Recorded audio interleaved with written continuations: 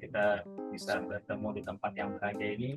Penghormatan saya kepada Rektor Bapak Prof. Suharyadi dan juga jajarannya, para rektorat dan Pak Hasan yang telah menyambut dan memberikan undangan untuk dapat hadir di sini. Terima kasih atas kesempatannya. Baik, mungkin saya menjelaskan yang belum atau yang mengcover apa yang sudah dijelaskan, karena dari pembicara 1 dan 2, alhamdulillah itu sudah komplit dan valid gitu. Jadi mungkin bagian saya udah nggak ada lagi gitu. Jadi sudah bagus semuanya. Jadi gini, saya ingin menyampaikan bahwa penggunaan AI ini untuk mahasiswa atau untuk user itu digantungkan oleh niatnya. Kenapa sih kita menggunakan AI? Ya. Jadi kalau seandainya tujuan kita hanya karena kita malas untuk mencari informasi, maka kita akan melakukan copy paste gitu ya. Jadi kita masukkan ke ChatGPT, kita masukkan ke Bard, kita masukkan ke Bing gitu kan. Nah itu nanti apa yang ada dihasilkan oleh AI itu yang kita copy, tapi kita tidak memproses apa yang kita alami gitu, apa yang kita pelajari. Nah bahayanya adalah pada saat kita malas akan berpikir dan kita rely on AI untuk berpikir, maka kualitas daripada diri kita sendiri akan menurun. Saya berikan contoh yang gampang-gampang aja. Sebelum kita masuk ke dunia AI, di zaman dulu mungkin mobile phone tidak begitu familiar gitu. Kita masih pakai landline, masih pakai telepon rumahan gitu. Jadi untuk telepon tetangga atau saudara kita masih menghafal nomor teleponnya gitu. Nah, coba telepon ini kita tahu. Nah, sekarang kita sudah store informasi telepon itu di phone book. Jadi mungkin kita udah nggak ingat lagi karena kita sudah bisa mengakses data itu di device yang lain, bukan di otak kita. Jadi penggunaan kapasitas otak kita juga menurun. Dan berdasarkan dari penelitian itu juga terjadi dengan dunia sekarang karena makin munculnya software-software atau perangkat lunak yang bisa membantu memudahkan, tapi membuat kita jauh lebih meningkatkan kapasitas kita gitu. Jadi semuanya rely on tools or teknologi gitu. Kemudian penggunaan semacam Google Maps gitu. Lalu kita bisa mencari jalan, mungkin jalan tikus, masuk sana, masuk sini gitu kan. Jadi sudah rely on Google Maps. Jadi kita sudah percaya bahwa di sini jalannya lebih cepat gitu. Estimasi waktunya lebih jelas gitu. Nah, tidak ada yang salah dengan hal itu, tapi kapasitas kita dalam berpikir itu menurun dari tahun ke tahun karena rely on teknologi itu tersendiri gitu. Jadi tujuan dari memakai AI ini tergantung dari kita, apakah kita hanya untuk sebagai memudahkan, terus menjatuhkan kita sendiri dalam berpikir, atau kita meningkatkan kapasitas berpikir kita dengan menggunakan tools-tools tersebut gitu. Jadi misalnya kita menggunakan ChatGPT untuk mengetahui apa sih konsep yang kita tidak ketahui gitu. Mungkin di zaman dulu informasi itu sangat susah didapatkan sehingga orang berpergian untuk mencari informasi gitu dari library ke satu ke library yang kedua atau mungkin ke negara lain gitu untuk pembelajaran mencari informasi. Nah sekarang informasi ini sudah mudah didapat, tapi kendalanya adalah kita overloaded.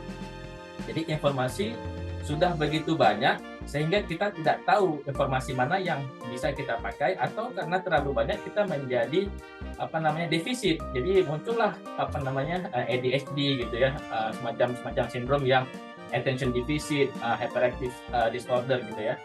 Jadi termasuk dalam akses misalnya bersosial media gitu, konten-konten TikTok atau Instagram, Facebook segala macam itu kan durasinya singkat-singkat gitu, dan algoritma yang dibaca itu berdasarkan interest kita gitu, sehingga pola-pola itu yang dibaca sehingga itulah yang muncul gitu. Misalnya kita suka dengan sport sepak bola gitu, nah kemudian pola-pola itu yang akan muncul dengan timeline kita gitu ya, dengan berdasarkan dari interestnya kita. Maksudnya adalah dengan adanya video-video singkat ini membuat kita lebih mudah terdistraksi dengan adanya konten-konten singkat ini, sehingga proses berpikir kita tidak bertahan lama. Jadi kita mudah dengan cepat bosan, kemudian mudah mengeluh, kemudian mudah segala macamnya gitu. Nah, peran daripada AI ini seharusnya jangan mendominasi dari pola pikir kita gitu. Jadi kita seharusnya lebih di atas AI, walaupun dalam tingkat komputasi, dalam tingkat perhitungan dan kalkulasi mungkin AI lebih akurat dan lebih cepat gitu ya. Tapi untuk mengendalikan itu kita harus mengetahui bagaimana cara menggunakan AI secara bijak gitu. Termasuk misalnya analoginya begini, kita mau ke suatu daerah, misalnya dari Jakarta mau ke Lampung gitu ya. Nah, ada berbagai macam cara. Kita bisa naik motor, kita bisa naik mobil, kita bisa naik pesawat gitu. Nah, maunya kita itu yang tercepat gitu. Oke, yang tercepat apa? Naik pesawat gitu ya kan. Nah, kalau misalnya yang lambat seperti apa? Oh, mau naik motor gitu. Tapi interaksi yang terjadi di sini berbeda. Mungkin pada saat naik motor, kita akan bertemu dengan orang-orang yang lain gitu. Ketemu mungkin singgah di mana, bersilaturahmi gitu kan. Jadi engagement-nya sebenarnya itu adalah proses bagaimana pada saat kita terjadi suatu hal proses yang lambat itu ada beberapa proses pembelajaran dibandingkan proses yang instan, kemudian pembelajarannya itu sangat sedikit gitu. Mungkin saya akan share sedikit tentang apa yang sebenarnya saya lakukan gitu ya terkait dengan AI. Jadi saya juga bermain dengan modeling gitu. Jadi saya dalam melakukan research dan membuat sebuah kerangka bankruptcy modeling. Jadi memprediksi perusahaan yang sudah kolaps kemudian dia bisa bangun lagi. Nah, itu sedang kami kerjakan, saya dan profesor saya kerjakan. Tapi saya sebagai tim leadernya, sebagai pemimpinnya untuk membuat kerangka modeling itu gitu. Nah, saya juga menggunakan ChatGPT untuk berdiskusi. Jadi proses yang saya gunakan di ChatGPT ini lebih terhadap diskusi gitu. Saya akan coba share sedikit pengalaman lah dengan menggunakan ChatGPT ya. Coba saya share dulu ya, Pak ya.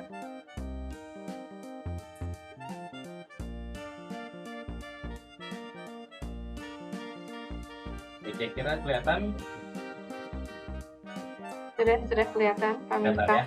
Oke, nah ini prompt yang saya lakukan dengan ChatGPT, tapi saya tidak serta-merta mengambil apa yang GPT berikan kepada saya gitu. Nah, jadi misalnya saya mengejar GPT ini, kenapa data 10 itu di rank keempat, dan datanya itu ada di seharusnya data 4 itu kelima gitu, terus dia melakukan kesalahan. Oh ya, good catch, dia bilang, I make mistake, dia bilang. Jadi kalau seandainya kita langsung mengambil apa yang dilakukan ChatGPT, mungkin kita sudah melakukan hal yang salah. Jadi kita harus sebenarnya mengetahui seluruh konsep secara komprehensif, kemudian mengajak ChatGPT ini untuk berinteraksi. Tapi kita adalah sebagai decision maker-nya, kita yang menguasai gitu. Jadi saya beberapa kali berinteraksi dengan ChatGPT, melakukan mungkin ada miskalkulasi ya, karena mereka kan tidak melakukan asumsi ya, mereka berdasarkan data yang mereka punya, dia olah dengan berdasarkan pattern, dengan machine learning, deep learning gitu kan, kemudian dia lihat itu berpola sehingga dia munculkan gitu kan. Jadi misalnya nanti ada pattern 1110 sama dengan ini gitu, kemudian 001 sama dengan ini, itu berpola berapa kali diulang iterasinya sehingga terbaca algoritmnya, kemudian ini yang ditunjukkan gitu kan. Tapi bisa saja terjadi miskalkulasi gitu. Nah, ini contoh yang saya lakukan ChatGPT, dia menyadari oh ya salah gitu. Terus saya ini lagi counter lagi. Sekarang lebih confusing lagi ini, data 1 rank 3, sementara data 2 rank 1. Terus dia bilang lagi I apologize, saya minta maaf gitu. Jadi kita bisa berchat dengan GPT, tapi kita harus mengetahui, dan ini terjadi tidak hanya sekali tapi berkali-kali gitu. Kemudian saya bilang ini saya melakukan beberapa macam modeling, kemudian saya coba membersihkan data dengan winsorizing.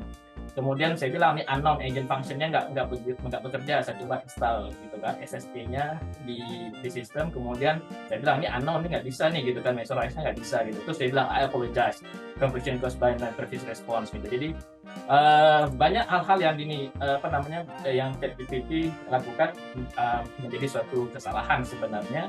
Dan kalau seandainya saya serta-merta mengambil hal dari ChatGPT, mungkin hasilnya juga akan salah gitu.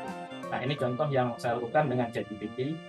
Kemudian saya juga melakukan berbagai macam research untuk memudahkan. Jadi contohnya seperti mencari referensi gitu. Dulu mungkin kita menggunakan Google gitu kan, Google Scholar segala macam.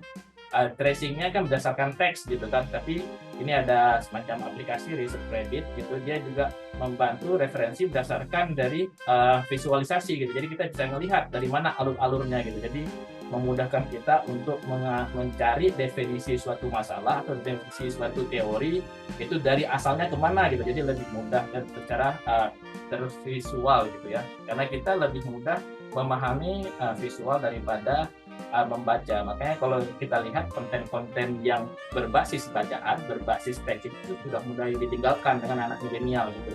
Mereka lebih fokus dengan visual, video, foto gitu ya. Nanti mungkin kedepannya ada 3D gitu segala macam. Jadi konteks-konteks yang teks ini udah mulai ditinggalkan. Tapi inilah yang contoh-contoh penggunaan AI, penggunaan teknologi yang bisa kita gunakan untuk memanfaatkan dan mengoptimalkan dalam studi kita gitu. Nah, AI ini juga harus diimbangi dengan penggunaan AI ini harus diimbangi juga dengan dosen-dosen gitu. Jadi tidak hanya mahasiswa. Saya lihat emang mahasiswa zaman sekarang mungkin lebih canggih karena mereka lebih mudah beradaptasi dengan teknologi, karena pada saat mereka lahir teknologi sudah advance gitu dibandingkan dulu mungkin di zaman-zaman saya 80-an gitu ya, mungkin pada saat lahir saya masih belum berinteraksi dengan dunia komputer gitu. Saya berinteraksi dengan floppy, sempat dengan dengan DOS gitu ya. Yang floppy disk itu masih 1,44 megabyte gitu kan, storingnya segala macam. Kalau kita mau main game masih masukkan ke command prompt-nya segala macam gitu ya. Tapi maksud yang ingin saya sampaikan adalah anak-anak zaman sekarang, mahasiswa zaman sekarang lebih mudah beradaptasi dengan literasi teknologi karena mereka dilahirkan di waktu yang teknologi sudah booming gitu. Jadi ada kemungkinan mereka lebih advance dalam menggunakan teknologi ini. Nah, untuk para pengajar, dosen seperti saya juga mengajar, jadi saya tidak meminta mahasiswa saya untuk mensubmitkan tugas gitu. Jadi sistem pembelajaran yang bisa dilakukan adalah lebih ke mahasiswa, dibebankan kepada mahasiswa. Kita memberikan material dan mereka mencari sendiri. Kita tidak peduli bagaimana dia belajar. Jadi kita ibaratnya ada hutan, kita lempar aja di situ di dalam hutan itu, kemudian dia belajar. Nah, gitulah yang kita lakukan. Kita berikan bahan mata kuliahnya secara online, tapi tidak ada interaksi dengan dosen. Jadi kita berikan aja materialnya, sehingga mereka bingung.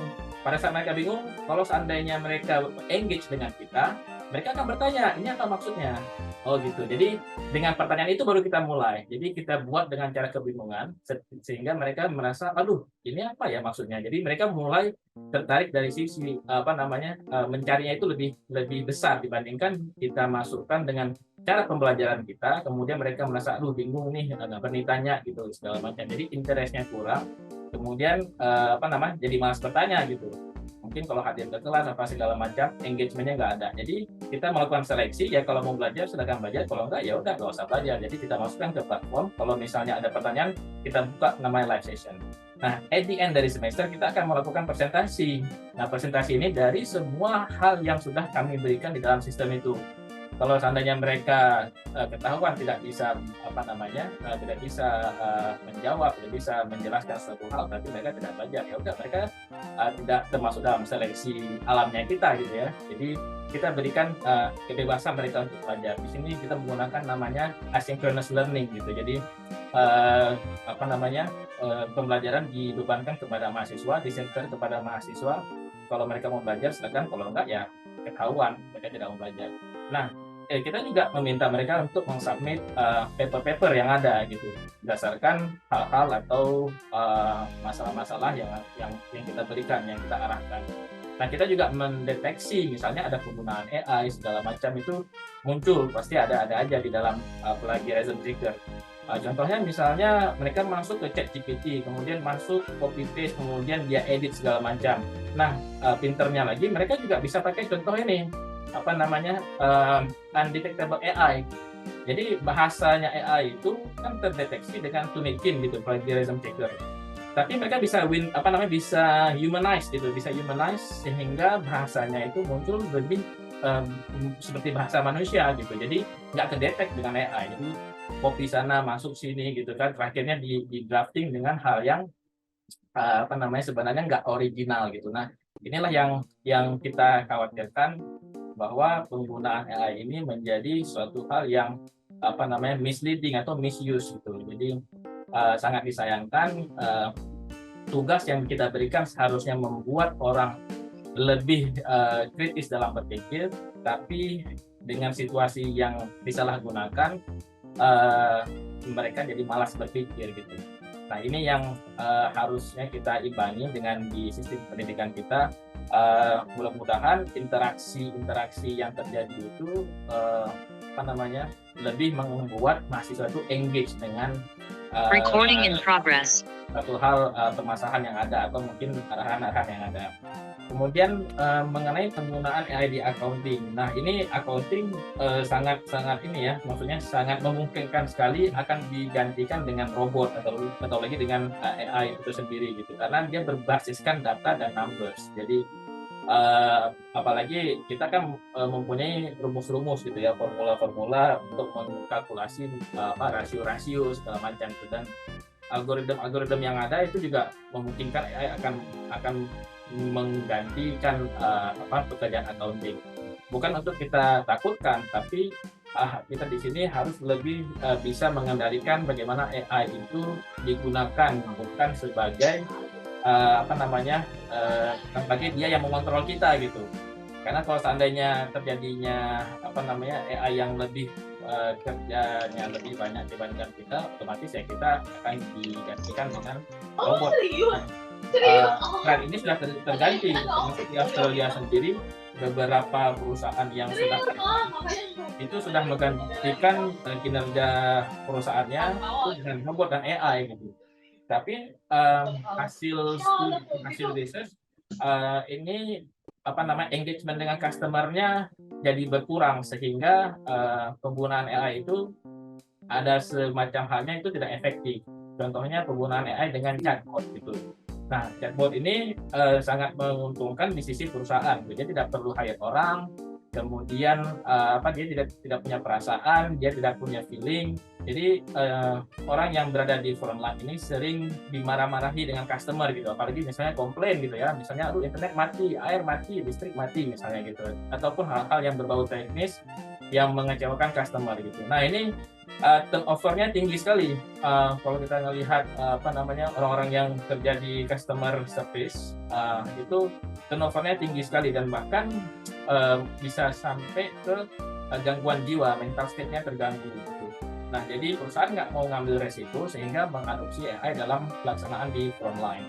Nah, kejadian ini membuat engagement dengan customer-nya berkurang, sehingga mereka kalau ada masalah, dialihkan ke chatbot, dialihkan ke tim robot. Jadi mereka merasa nggak dihargai gitu. Jadi solusi masalah-masalah yang diberikan tidak memberikan solusi, sehingga akhirnya mereka pindah gara-gara tidak ada interaksi ini gitu. Jadi perusahaan juga dalam proses dilema. Jadi belum sepenuhnya menggunakan AI, tapi beberapa perusahaan sudah menggunakan AI di porsi-porsi atau divisi-divisi yang mungkin signifikan dalam pengaruhnya. Terutama tujuannya adalah untuk mengurangi cost gitu ya, dan maksimal profit gitu. Mungkin gitu Mbak pengantar dari saya. Nanti silakan diberikan